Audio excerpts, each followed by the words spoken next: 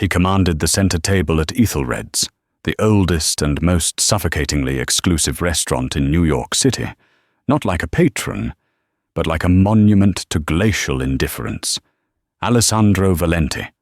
The press called him the Sphinx of Wall Street, a man whose whispers could collapse markets, and whose silence was a weapon of mass destruction. For 1 hour and 17 minutes, the city's most seasoned maître d's had prostrated themselves. The executive chef had personally presented amuse-bouches that were sent back, untouched. Alessandro hadn't uttered a single syllable. His stillness was an active, malevolent force, sucking the air out of the gilded room. Then Clara, a waitress clinging to her job by a thread, made what everyone assumed was a catastrophic error. She didn't approach with a fawning smile. She didn't offer the wine list. She simply stood by his table, waiting. And when he finally, dismissively, waved a hand to send her away, she leaned in, her voice barely a murmur, and spoke 7 words in a forgotten Florentine dialect, a cadence of language that should have been dust in the Medici tombs. The Sphinx didn't just speak. He moved with the lethal speed of a striking snake, his hand clamping around her wrist. The world Clara knew, a world of overdue rent, art history textbooks, and the scent of her grandmother's fading memories, was about to be incinerated. She thought she was there to clear a table. Instead, she was about to inherit a war, unearth a legacy of lies, and become the sole key to a multi-billion-dollar reckoning. The clatter of a silver fork on the polished parquet floor of the kitchen prep area was enough to make Mr. Finch's eye twitch. Clara, that fork was polished by a man whose hourly wage could pay for your entire existence for a week. Pick it up. Polish it again. Mr. Finch, the restaurant's floor manager, was a man built of starch and condescension. He adjusted his perfectly knotted tie, his gaze sweeping over the kitchen staff with the disdain of a king surveying his serfs. Clara Rossi bent to retrieve the fork, her back aching from an 8-hour shift that was only halfway through. At 26, she was a graduate student by day, a waitress by night, and a full-time warrior around the clock. The bills for her grandmother's specialized care facility were a mountain, and she was chipping away at it with a teaspoon. Pride was a luxury she'd long since pawned. "I'm sorry, Mr. Finch. It slipped." "Everything slips with you, doesn't it, Clara? Your attention, your station, your prospects." He sneered, a small, cruel motion of his thin lips. He looked towards the swinging doors leading to the dining room, and a sudden electric panic transformed his features. He's still silent. The kitchen, a symphony of clanging pans and shouted orders moments before, fell into a hushed reverence. The saucier held his ladle mid-air. The pastry chef froze with a piping bag of meringue hovering over a tart. "Who?" Clara asked, rubbing the fork with a clean cloth until it gleamed. "Alessandro Valenti," a busboy whispered, his eyes wide. "CEO of Valenti Global Acquisitions. They say he bought a 5-star hotel in London last month because the concierge pronounced his name with the wrong emphasis." Mr. Finch's cold eyes landed on Clara. A spark of malicious inspiration lit them. "The VIP section. Table 1. You're up." Clara froze. "Me?" "Sir, Jacqueline is assigned to the VIPs. Jacqueline is in the staff restroom having a full-blown panic attack because Mr. Valenti has not acknowledged her, the menu, or the sommelier in over an hour," Finch snapped. "He dismisses everyone with a glance. He's a ghost at his own table. Go, pour his water. And if you so much as breathe too loudly, don't bother clocking in tomorrow."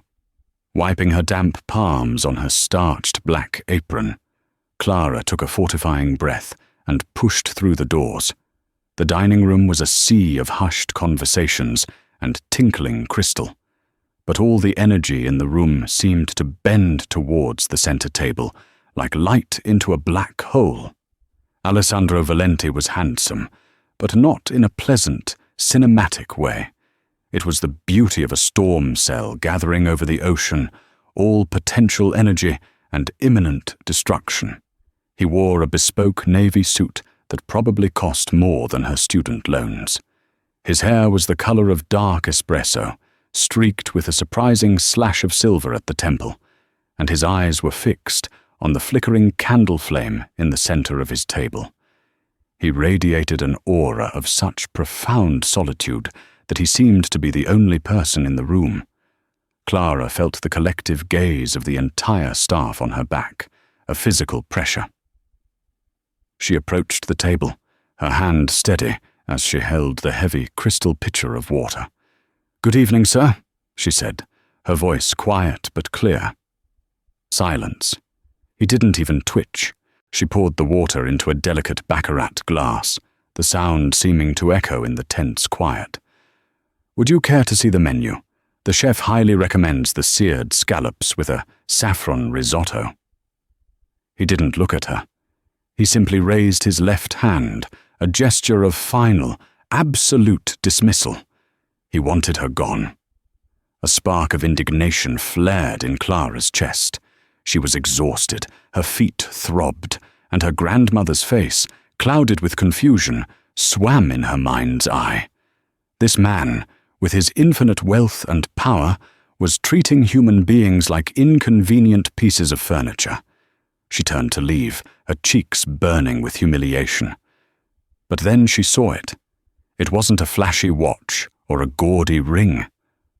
On his left cuff, holding the French cuff of his shirt together, was a single, understated cufflink.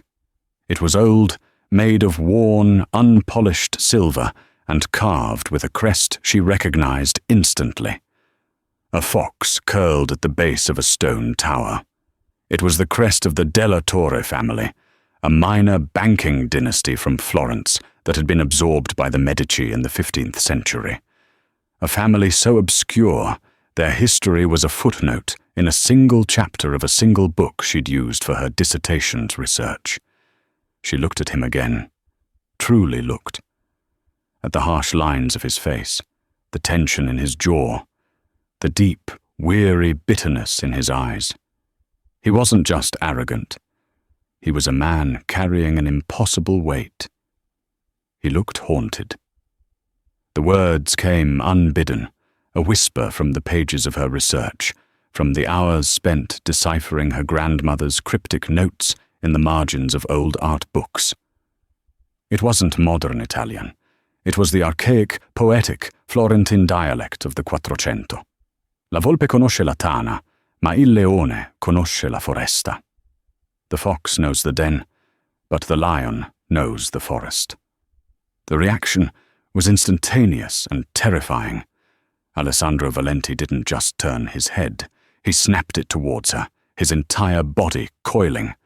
The bored, indifferent mask shattered, and his eyes, a startling, pale grey like a winter sky, blazed with a violent, focused intensity.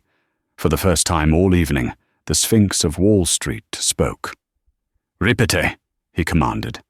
His voice was a low, dangerous rumble, like stones grinding together deep underground.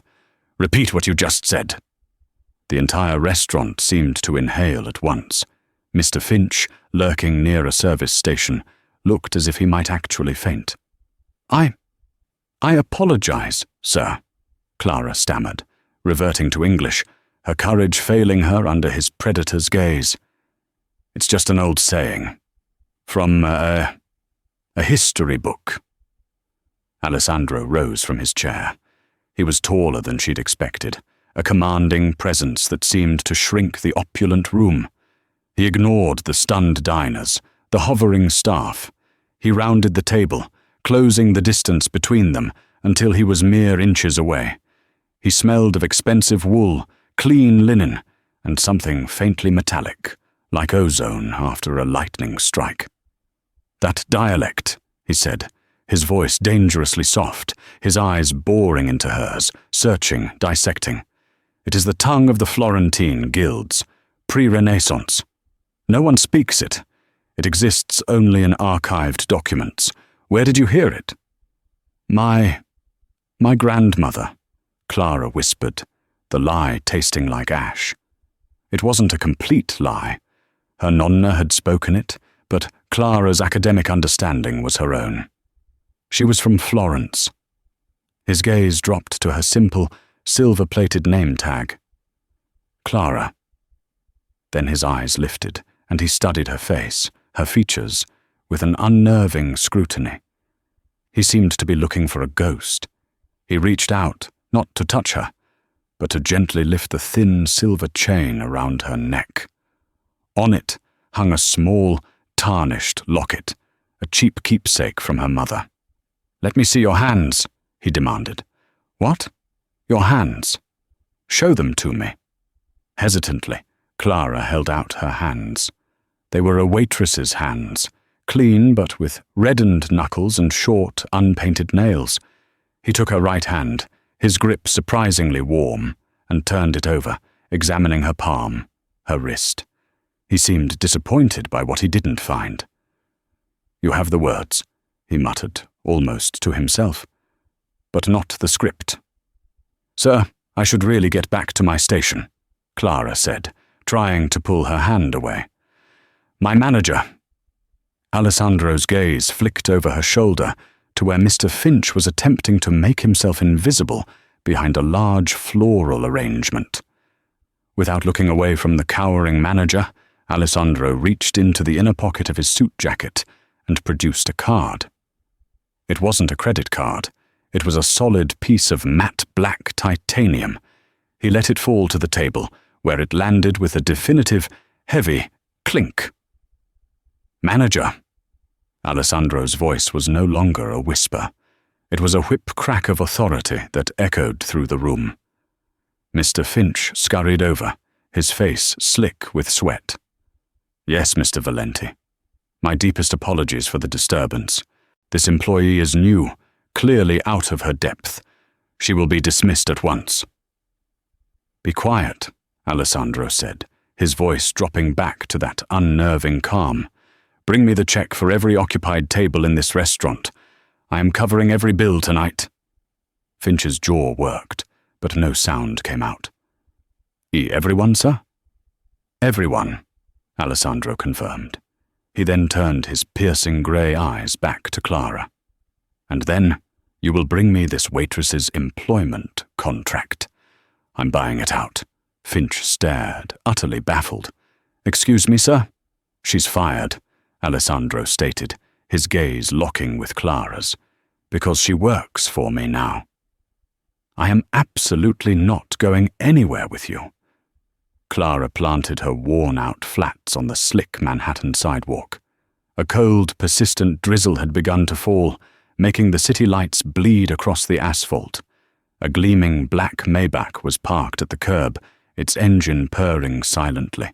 The rear door held open by a chauffeur who looked like he could bench-press the car. Alessandro Valenti stood under the vast black dome of an umbrella, completely unruffled by the weather or her defiance. "Clara, do not be needlessly difficult," he said, his tone devoid of patience. "You no longer have a job. I saw Mr. Finch's face. He was practically salivating at the chance to terminate you. Even if you were to go back inside, he would make your life a living torment for having drawn my attention." "You drew the attention," she retorted, clutching the thin fabric of her cardigan against the damp chill. "You can't just acquire people like they're stock options." "I didn't acquire you. I hired you," Alessandro corrected, his voice flat. "A verbal contract, which we will formalize. Get in the car." "For what? To do what? Be your personal historian?" He stepped closer, bringing her under the protection of his umbrella. The sudden proximity was dizzying.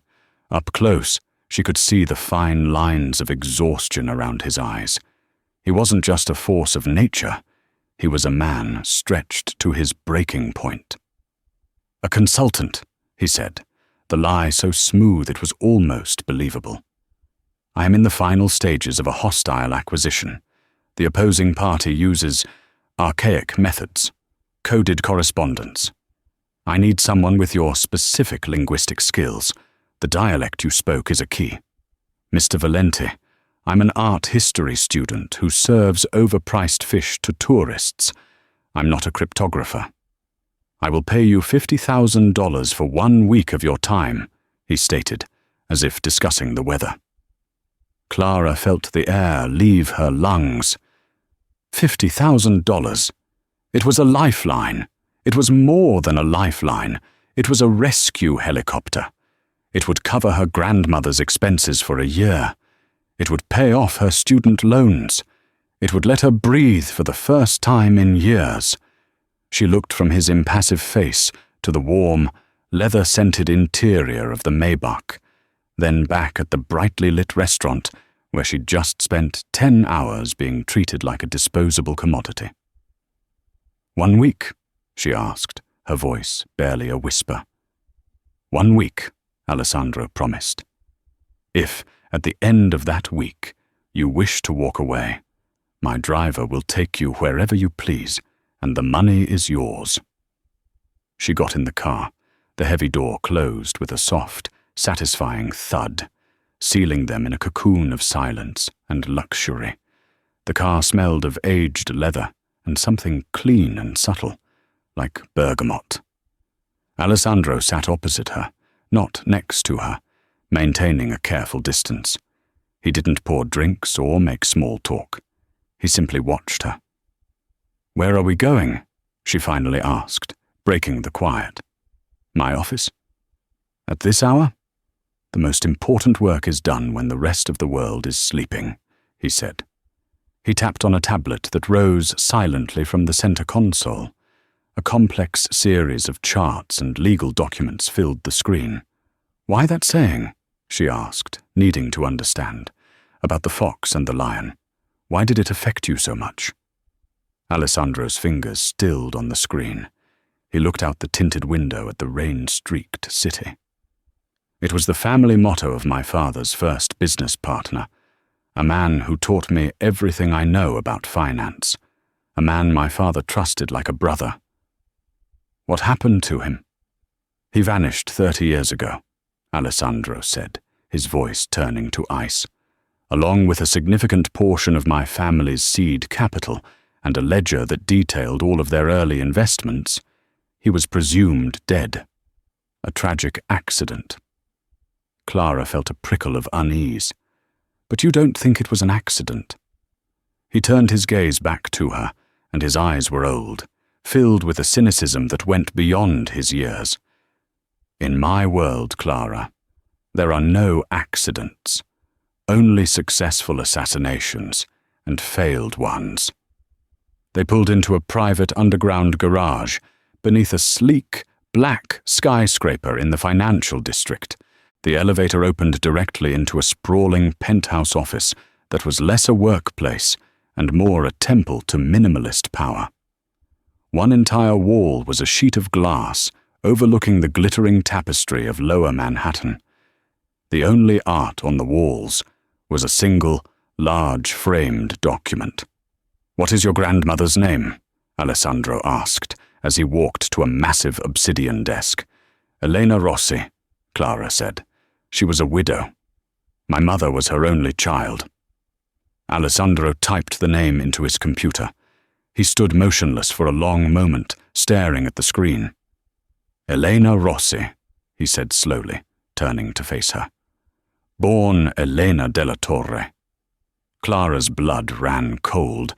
Della Torre, the crest on the cufflink, the family of the fox and the stone tower. "She was the daughter of my father's partner," Alessandro said, his voice dangerously quiet. "She was an accountant, the one who kept the legendary ledger. She disappeared the same week as her father." He took a step towards her, his eyes narrowed with suspicion.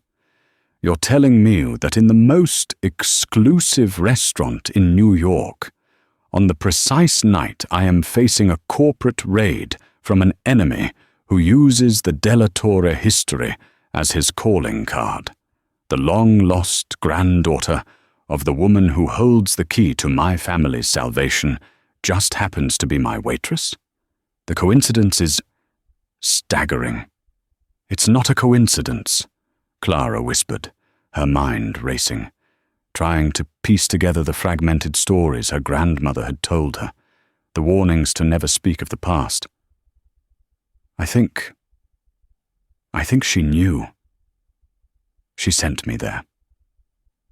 Your grandmother is in a nursing home in Queens with severe dementia, Alessandro countered, his voice sharp with disbelief. I just pulled her file. She has moments of clarity, Clara insisted, her voice rising. Last week, she was lucid for almost an hour. She kept grabbing my hand, saying, Ethelred, la chiave è nella gabbia del leone. Ethelred's. The key is in the lion's cage. I thought she was rambling. But they call you the Sphinx, but your family crest. It's a lion, isn't it? Alessandro went utterly still. The Valenti family crest, a roaring lion, was etched into the glass of the office door she'd just walked through. She knew you would be there, Clara breathed, the full weight of it landing on her. She sent me to you. Before Alessandro could respond, a shrill alarm blared through the office. A red light pulsed on his desk.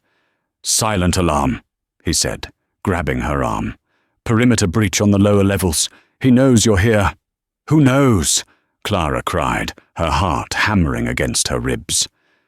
The man trying to destroy me, Alessandro said, pulling her towards the framed document on the wall. He pressed his palm against the glass. With a hiss of hydraulics, the frame swung inward, revealing a reinforced steel door with a keypad. A man who was like a second father to me. The man who took the Della Torre name as his own personal trophy. Julian Croft. The sound of splintering wood echoed from the outer office door, followed by heavy, running footsteps. He's not here to talk, Clara, Alessandro said, his voice grim as he shoved her into the hidden safe room. He's here to acquire an asset and to liquidate a liability. He looked at her, and she knew he meant her. Welcome to the company. The safe room was a small, windowless cube of brushed steel and concrete, furnished with nothing but a bank of monitors and a single leather chair. The air was cold, recycled, and smelled faintly of electronics. The heavy steel door sealed shut with a series of loud, definitive clicks, plunging them into an eerie silence, broken only by the hum of the servers. On one of the monitors, a split-screen view showed the office they had just vacated. 3 men in dark, tactical gear swept into the room, their movements economical and professional. They weren't common thugs. They were ex-military, judging by their posture and the way they handled their suppressed firearms. They methodically checked the corners, the adjoining rooms, their efficiency chilling. They're Croft's personal security, Alessandro said, his voice a low growl. He stood beside Clara, his body radiating a tense energy. He calls them his auditors. What are they looking for? Clara whispered, her eyes glued to the screen. You, he said simply, and whatever you know. One of the men approached the obsidian desk. He ran a sophisticated-looking device over its surface, then shook his head. Another spoke into his wrist communicator. The sound was muted, but the intent was clear. They were reporting their failure. They'll check the walls next, Alessandro said, turning from the monitors. He crossed the small room to the far wall, which appeared to be a solid sheet of steel. He ran his hand over a specific spot, and a nearly invisible seam glowed with a soft blue light. A panel slid open, revealing a small, dark shaft. Service elevator. It goes down 80 floors to a sub-level of the parking garage. It's shielded from all electronic surveillance. We go now. And go where? Clara asked, her voice trembling. They know who I am. They'll go to my apartment. My grandmother. My head of security is already en route to the nursing facility, Alessandro said, his tone leaving no room for argument. He has a standing order for this exact contingency. Your grandmother will be moved to a secure medical wing at a private hospital under a different name. She will be safer than the president. Now, move. He gestured for her to enter the shaft first. It was little more than a cage, cramped and dark. As she stepped inside, her cheap Waitress shoe caught on the ledge, and she stumbled, her purse falling from her shoulder and spilling its contents onto the steel floor of the safe room. A tube of lipstick, a worn copy of Vasari's Lives of the Artists, a set of keys, and a small, leather-bound journal. "Leave it!" Alessandro commanded from behind her. "No!" Clara dropped to her knees. "It was my grandmother's." She snatched the journal, its cover worn smooth with age, and scrambled into the elevator. Alessandro followed, sealing the panel behind them, just as they heard the sound of the auditors beginning to drill into the safe room door. The descent was silent and swift. They were pressed close together in the darkness, and Clara was acutely aware of the warmth of his body, the solid presence of him in the terrifying dark. "That journal," he said, his voice close to her ear. "What is it?" "Her notes," Clara said, clutching it to her chest. She was an art historian too, or a bookkeeper for galleries. It's mostly observations about Renaissance art, cross-referenced with catalogue numbers. I use it for my research. The elevator shuddered to a halt. The door slid open to reveal a dimly lit concrete garage. Parked in a reserved spot was not a flashy sports car, but a heavily armoured, unassuming black Audi sedan. "Get in the back. Stay down," he ordered, already sliding into the driver's seat. The engine started with a low, powerful thrum. As they sped up the ramp towards the street, Alessandro handed her a sleek, encrypted satellite phone. "Call your grandmother's facility. Use my security chief's name, Marco. Confirm the transfer." Clara's fingers fumbled with the buttons. She dialed, her heart pounding a frantic rhythm against her ribs. A calm, professional voice answered. "St. Jude's residence. Night supervisor speaking." I'm calling to check on a resident, Elena Rossi. I was told to speak with a Mr. Marco." There was a pause. "I'm sorry, ma'am. We have no resident by that name." Clara's blood turned to ice. "What? No, that's impossible. She's in room 312. Elena Rossi." "I can assure you, ma'am," the voice was polite but firm, "there is no and has never been a resident named Elena Rossi at this facility. You must have the wrong number." The phone slipped from her fingers. "They have her," she whispered, looking at Alessandro, her eyes wide with terror. "Croft has her." Alessandro's face became a mask of stone. He didn't offer false comfort or empty platitudes. He simply pressed the accelerator, and the city lights dissolved into a blur.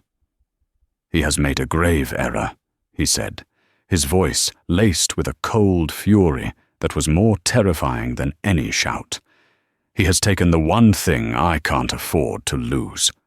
Clara stared at him. "My grandmother?" "Leverage," he answered, his eyes fixed on the road ahead. "And now, so have I." The safe house was a brownstone in Brooklyn Heights, its historic facade belying the fortress within. Bulletproof windows, a state-of-the-art security system, and a fully stocked pantry.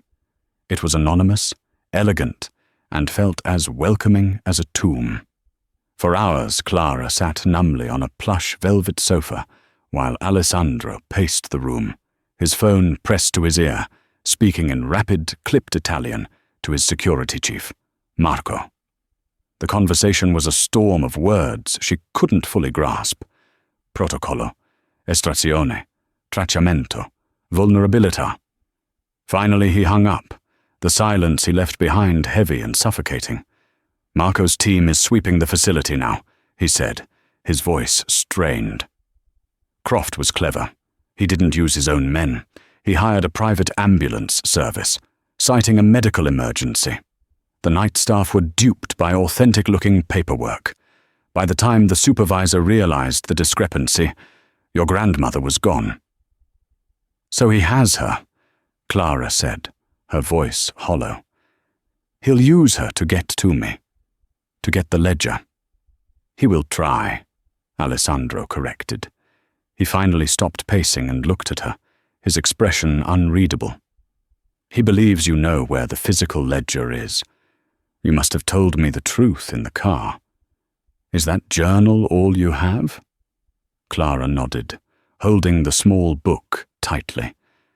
She never talked about a ledger, only her books, her art. He walked over and sat in the armchair opposite her, leaning forward with an unnerving intensity. Clara, I need you to think. Your grandmother, in her lucid moments, did she ever speak of a specific painting? A particular artist? A gallery? Any detail, no matter how small, could be the key. Clara squeezed her eyes shut, trying to push past the panic, trying to summon the quiet moments in the sterile, lavender-scented room at the nursing home. Her grandmother's hands, twisted with arthritis, tracing patterns on the blanket. Her voice, a reedy whisper, drifting between past and present. She talked about birds, Clara said slowly. Always birds. Uccelli. She would point out the window and say, Gli uccelli cantano la verità. The birds sing the truth. Alessandro frowned. Birds. It's too vague. A common motif in Renaissance art. No, wait. Clara's eyes snapped open. There was one, a specific one. She talked about it all the time. The Ghirlandaio. Domenico Ghirlandaio? Alessandro's interest sharpened. A Florentine master. What about him? His painting. An old man and his grandson, Clara said, the memory surfacing with sudden clarity. It's at the Louvre. But she always insisted the original was different. She'd say, they painted over the bird, the fool painted over the goldfinch. I thought it was the dementia, a false memory. A goldfinch, Alessandro murmured, pulling out his tablet. He brought up a high-resolution image of the famous painting. An old man with a disfigured nose gazes lovingly at a young boy. Through a window behind them is a serene landscape. No bird. What does a goldfinch symbolize in Renaissance art? He asked. The Passion of the Christ, Clara answered automatically, her art history knowledge kicking in. And resurrection, redemption. But it was also, in secular contexts, a symbol of a soul saved or a truth revealed. Alessandro zoomed in on the image, his eyes scanning every brush stroke. It means nothing. It's not there. But what if it was? Clara stood up and began to pace, her mind firing on all cylinders. Painters of that era used layers, pentimento. They would change compositions. What if Ghirlandaio originally painted a goldfinch, and it was later covered by another artist, or even by himself? She took the journal from the coffee table and began flipping through the pages. It was filled with her grandmother's elegant, spidery script, observations on light and shadow, notes on pigment composition. But interspersed were strings of numbers that had always seemed random. Catalogue numbers, she'd assumed. What does this mean? She asked, pointing to a recurring annotation in the margins. GFCF17. Alessandro looked at it, then back at his tablet. He typed furiously. Goldfinch. Carduelis Carduelis. 17. Clara. The number 17 in the Neapolitan system of Smorfia. The interpretation of dreams. It means misfortune. Bad luck. He looked at her, a new light in his eyes. It's not a catalogue number. It's a warning. The misfortune of the goldfinch. He fell silent, his mind clearly working at a furious pace. My father had a business partner, he began, his voice distant. Julian Croft. He was brilliant, charming, a master of acquisitions. My father trusted him completely. They built the Valenti empire together. But Croft was always in my father's shadow. He grew resentful. "This is the man who is after you now," Clara stated. He nodded. 30 years ago, my father discovered discrepancies, money being funneled into shell corporations, assets being leveraged for secret deals. He confronted Croft. The next day, my father had a massive, unexpected coronary. He was dead at 52. The official report said it was stress. I was 20. I believed it. And Croft? Croft played the part of the grieving partner perfectly. He became my mentor. He guided me, taught me how to run the company. He was like a father to me. The bitterness in his voice was a palpable thing. It took me years to see the truth, that he hadn't just been stealing money. He had been building a shadow empire using Valenti resources. He was positioning himself for a total takeover. The final move is happening now. And your father's partner, Della Torre, my great-grandfather? I believe Croft murdered him, Alessandro said flatly, and made it look like he absconded with the money and the ledger, creating a perfect scapegoat. Your grandmother Elena must have known. She must have taken the real ledger and fled for her life. He looked at the journal in her hands. That isn't just a book of notes, Clara. I'd stake my company on it. That is the ledger. Clara stared down at the familiar object, her grandmother's most prized possession. The book she'd held 1,000 times. But it's just notes about art. Is it? Alessandro took the book from her gently and carried it to a table under a bright light. He took out a small, powerful magnifying glass. Your grandmother was an accountant, a genius with numbers, I'm told. She wouldn't write things down plainly. It's a code. The numbers, they must correspond to something in the text. He turned to a page filled with a detailed analysis of Fra Angelico's use of lapis lazuli.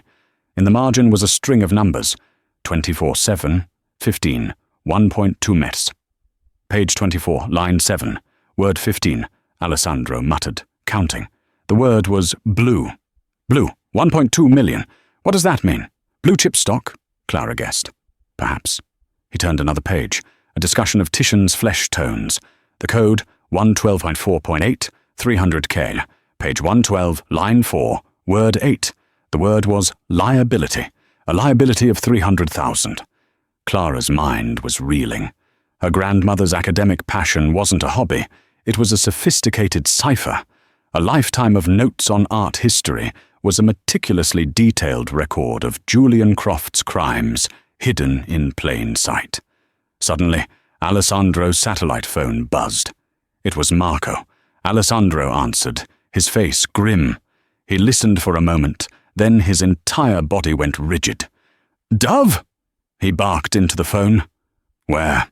He listened again, a muscle twitching in his jaw. "Ho capito." "I understand." He hung up and looked at Clara, his eyes like chips of granite. "We have a problem.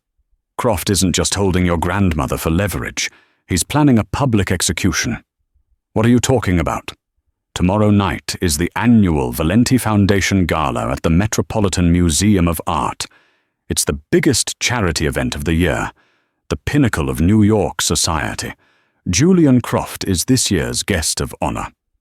He paused, letting the weight of his next words sink in. And Marco's source confirms he's just arranged for a special presentation. He's going to announce a new acquisition for the museum's collection in my family's name. A lost masterpiece.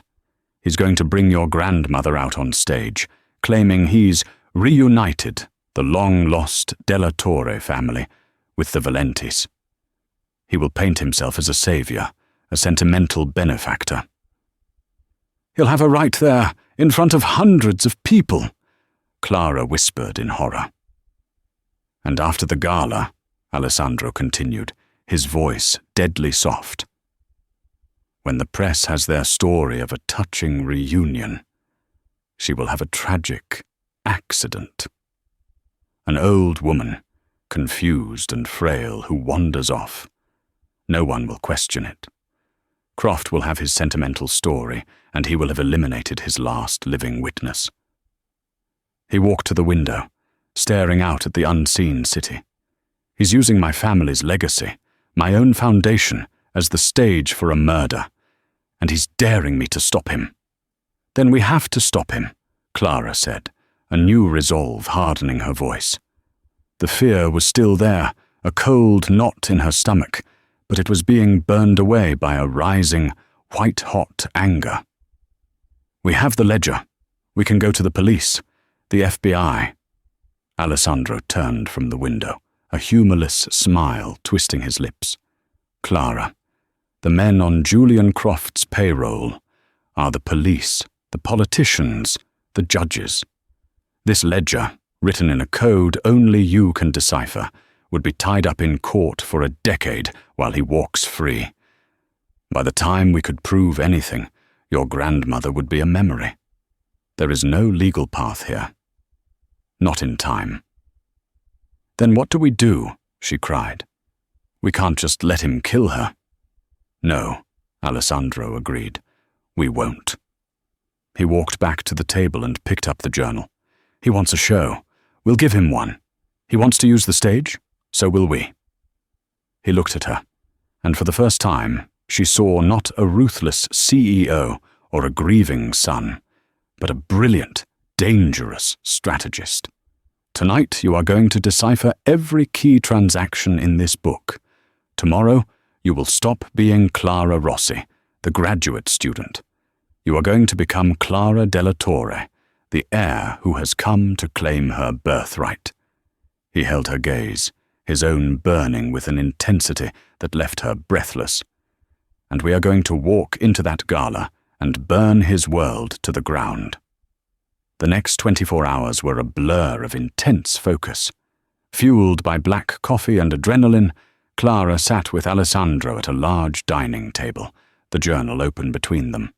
Page by page, she translated her grandmother's coded language of art into the brutal mathematics of financial crime. Titian's use of carmine red became a multi-million-dollar illegal arms deal. The flawed perspective in a Uccello battle scene was a slush fund for bribing a senator. It was all there, a 30-year history of corruption, extortion, and theft, hidden behind a veil of academic beauty. Alessandro recorded every detail, his legal team working remotely to cross-reference the data, building an unshakable case in real time. As the sun began to set, a woman arrived at the brownstone. She was tall, impeccably dressed, with sharp, intelligent eyes and an air of quiet competence.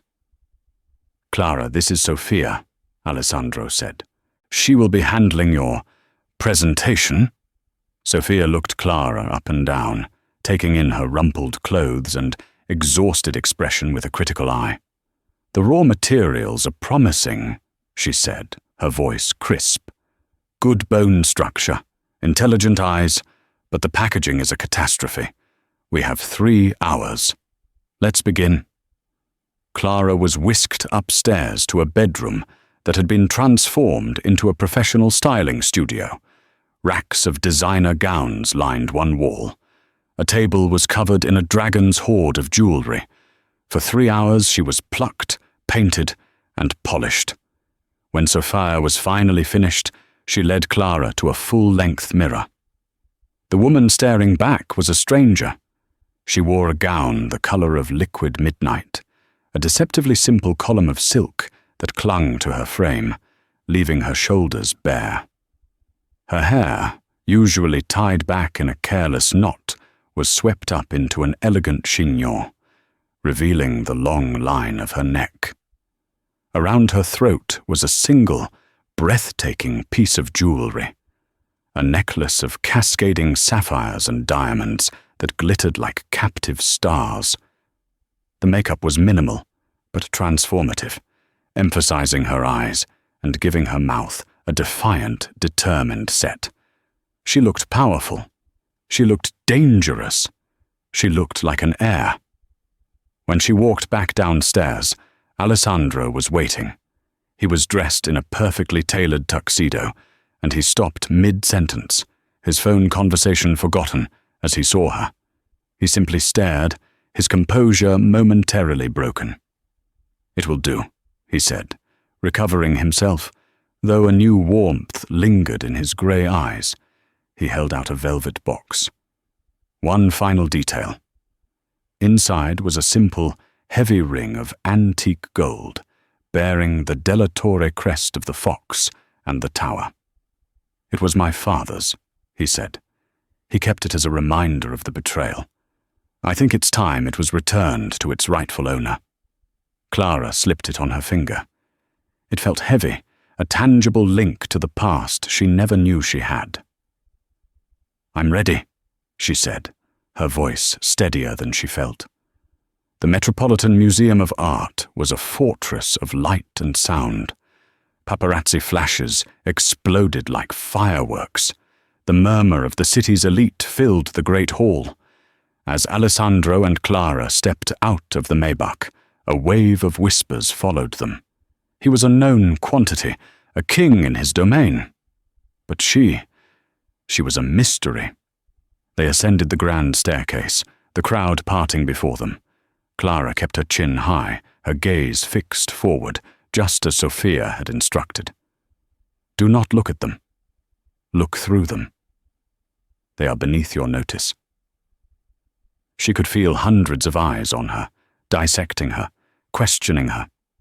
She focused on the anger, the love for her grandmother, and used it as a shield. At the entrance to the Temple of Denda, where the gala was being held, Julian Croft stood greeting his guests. He was handsome in a silver-haired, patrician way, his smile radiating a practiced charm that didn't reach his cold, calculating eyes. When he saw Alessandro, his smile widened.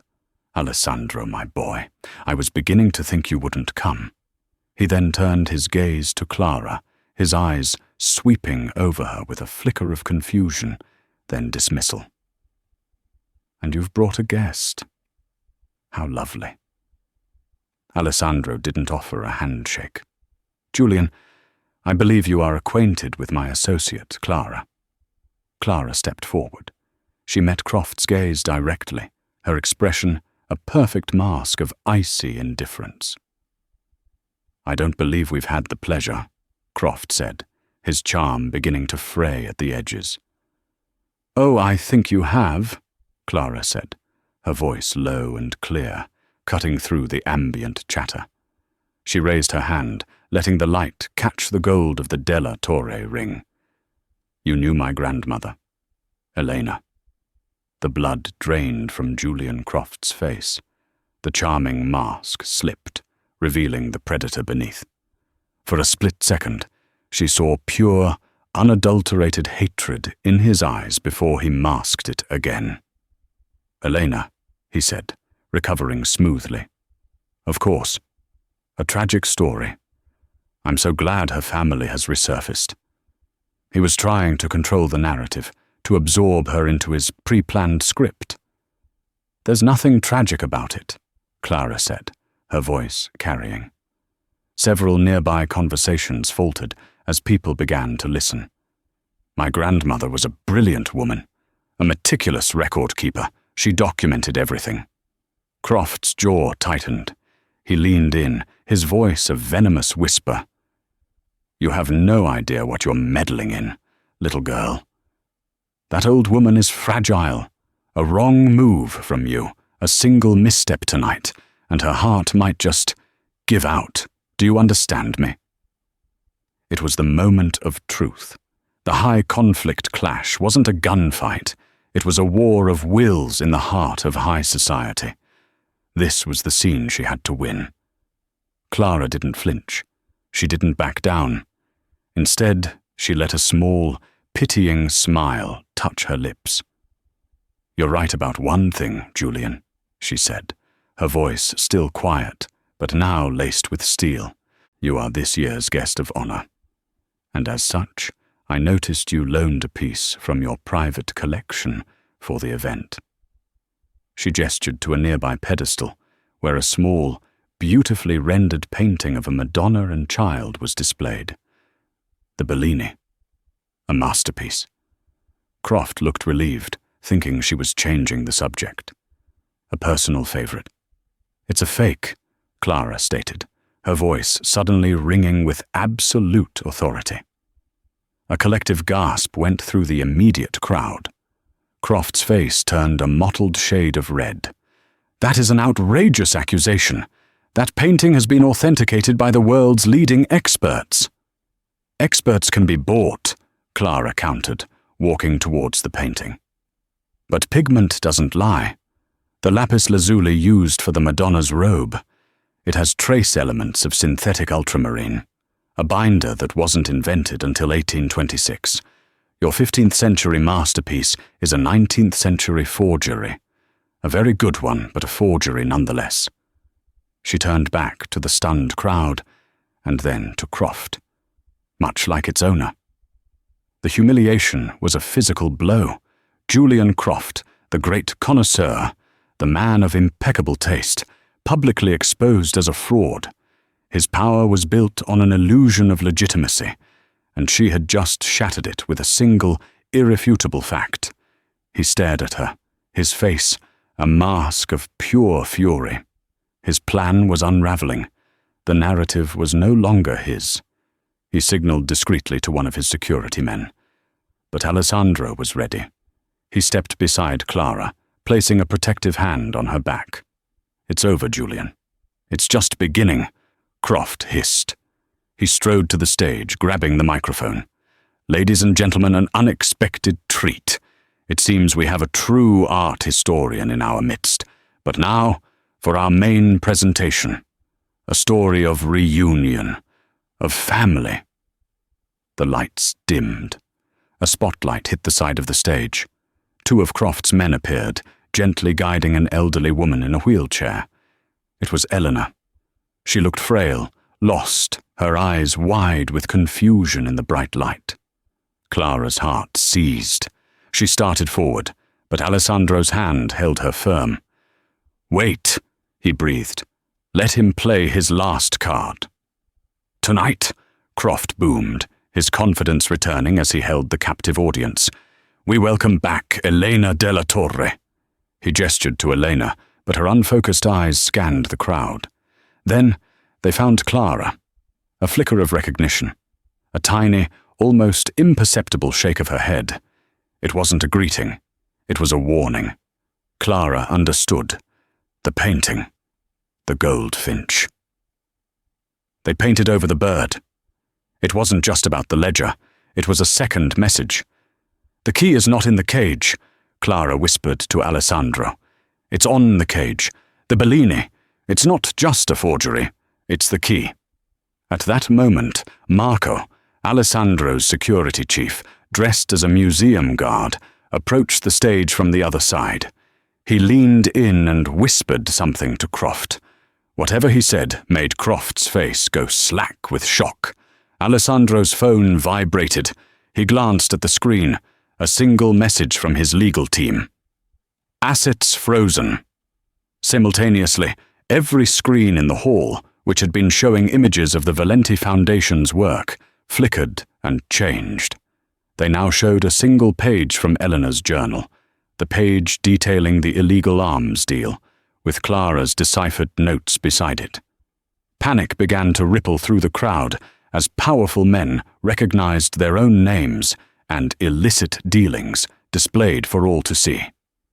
Croft stared at the screens, then at Alessandro, his face contorted in a mask of disbelief and rage. He was ruined. He had lost. He grabbed Elena's wheelchair, pulling her back from the edge of the stage, using the frail old woman as a shield. "It's over," he screamed, his voice raw. "Nobody moves or she dies." His men drew their weapons. The crowd screamed. But Clara wasn't looking at Croft. She was looking at her grandmother. Elena met her gaze, and with a strength Clara didn't know she possessed, the old woman reached up and slammed her hand down on the emergency brake of the wheelchair, locking it in place. Then she spoke, her voice weak but clear, in the old Florentine dialect. "Canta, uccellino. Canta. Sing, little bird. Sing." It broke the spell. In that moment of distraction, Alessandro gave the signal. Marco and 3 other undercover security guards moved in, disarming Croft's men with brutal efficiency. Alessandro himself vaulted onto the stage, tackling Croft and wrenching him away from the wheelchair in a single, fluid motion. It was over. Julian Croft, the master manipulator, was on his knees, his empire and his liberty evaporating before his eyes. Clara ran onto the stage, falling to her knees beside her grandmother's wheelchair. She took the old, wrinkled hand in hers. Elena's eyes were clear, lucid, and filled with a fierce, burning love. "Nonna," Clara sobbed. Elena squeezed her hand. "My brave girl," she whispered. "My lioness." The aftermath was not a clean, swift victory, but a slow, methodical dismantling. The weeks that followed the gala were a whirlwind of depositions, SEC investigations, and screaming headlines. Julian Croft's empire crumbled, and the ensuing scandal took down a dozen corrupt politicians and executives with him. Clara was instrumental. She worked alongside Alessandro's legal team, painstakingly translating the entirety of her grandmother's journals, providing the irrefutable proof that would send Croft away for the rest of his life. She was no longer an anonymous student. She was a public figure, hailed by the media as the Ledger heiress. Her grandmother, Eleanor, was moved to a private cottage on Alessandro's Long Island estate, with round-the-clock medical care. The lucidity she'd shown at the gala came and went, but in her clear moments, she and Clara would sit for hours, Eleanor finally sharing the stories of her past, filling in the gaps of a life lived in hiding.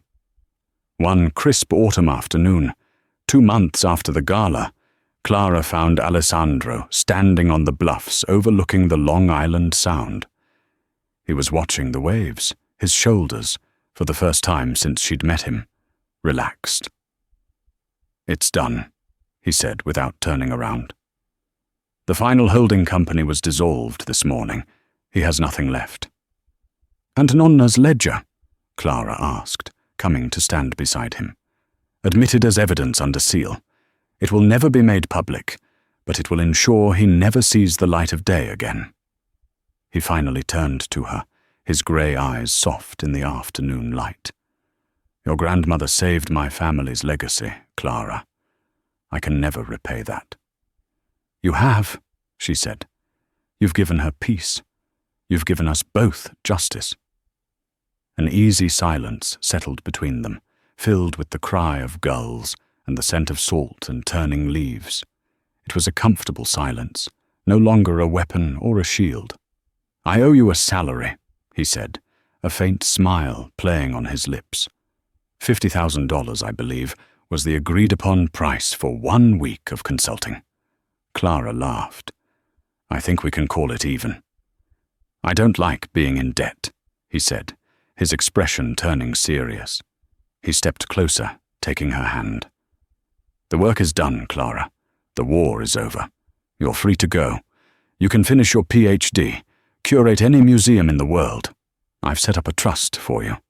You'll never have to worry about money again." Her heart sank a little. It was what she had wanted, wasn't it? Her old life back, but without the struggle. Yet, the thought of leaving this new, complicated world, of leaving him, felt like an amputation. "Is that what you want?" she asked quietly. "What I want," he said, his voice a low murmur, "is to stop being your employer." He raised her hand to his lips and gently kissed her knuckles. "I've spent half my life surrounded by silence and suspicion. You walked into that silence and spoke a language I'd forgotten I knew." Not just the dialect, Clara. The truth. He looked into her eyes, and she saw no trace of the Sphinx, only the man. Vulnerable, hopeful, and entirely hers. I don't want to be your boss or your protector. I just want to be Alessandro, and I'm asking if Clara would be willing to consult with me on a permanent basis. She smiled, a true, radiant smile that reached her eyes. I have one condition. Name it. You have to promise, she said, her voice teasing, to never, ever be silent with me again. He pulled her into his arms, and his lips met hers. It wasn't a kiss of triumph or passion, but of homecoming. A quiet promise made against the vast backdrop of the sea. A promise that their story, which had begun with a calculated silence and a whispered phrase, would be a conversation that lasted a lifetime.